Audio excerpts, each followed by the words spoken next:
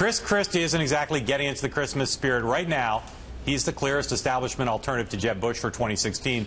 But in an interview last night with NJTV, the candidate to be a candidate didn't always seem fully ready for prime time. Often, Governor Christie just did what Governor Christie does best, attack his questioner. They had some wonderful questions. You ready for one? I see you are. I don't answer questions just because you ask them.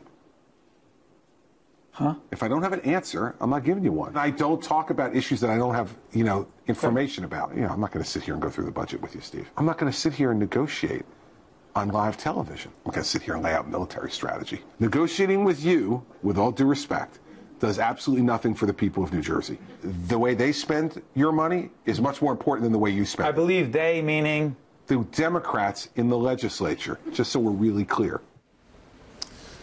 All right, so last big TV interview Jeb Bush did, he was a lot smoother than that. So, Al, my question to you is, how much does Chris Christie need to up his game at this point to be considered a top-tier prospect for 2016?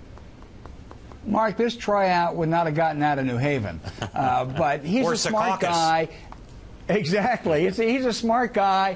He'll figure out the foreign policy stuff. I don't think there's any question of that. I think the larger dilemma for him is, will Jersey travel? This in-your-face confrontational style doesn't have a lot of successful models in national politics.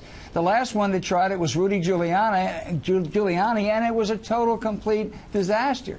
Still, if Bridgegate ends up okay, I think Christie's in. It's his only shot. He's so confident in his own personality. He says all the time, and I think he's right, Christie has to be Christie. He's got to be himself. What you see is what you get. I'm done with the cliches. But I do agree. I think the Jersey thing is a bit of a false thing. I think it could travel well. I think people in Iowa will like him. I think people in New Hampshire will. He's done well in the trips there. To me, the bigger problem is just the reflex to be contentious. It speaks to a personality trait that I think will not play well and will trip him up in some high-profile way.